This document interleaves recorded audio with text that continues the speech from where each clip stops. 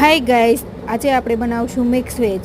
ઢીંડોરા, ગાજર, પરવળ, બટેકું, કાંદો અને લસણ અને મરચાંને પહેલાં આપણે નાના નાના ટુકડા કરી લીધા છે. પછી પહેલાં આપણે લસણ અને મરચું નાખી દઈશું. થોડીક વાર સાતળવા દઈશું. સતળાઈ જાય એટલે આપણે એમાં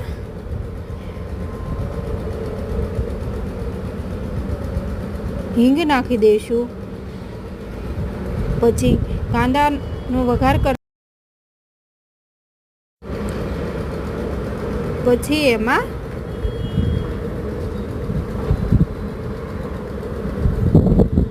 બધા વેજીટેબલ્સ નાખી દઈશું. બટેકું, ઢીંડોરા, ગાજર, પરવળ બધું એમાં નાખીને થોડીક વાર માટે હલાવી નાખશું.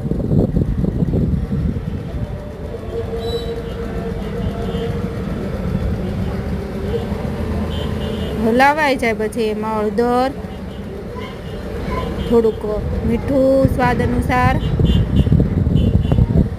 પાછું મિક્સ બધું કરી નાખશું. મસાલો આપણે નાખીને પછી ઢાંકી દઈશું. થોડીક વાર ચડવા દઈશું તેને.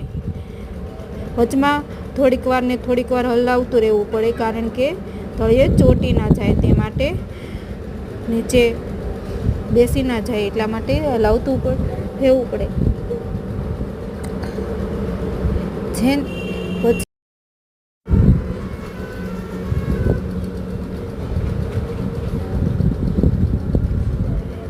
હવે આપણું આ શાક ચડી ગયું છે. તેમાં ધાણા જીરું, ચટણી, સ્વાદ અનુસાર આપણે જેટલું સ્વાદમાં ખાતા હોય એ નાખી દેવાનું.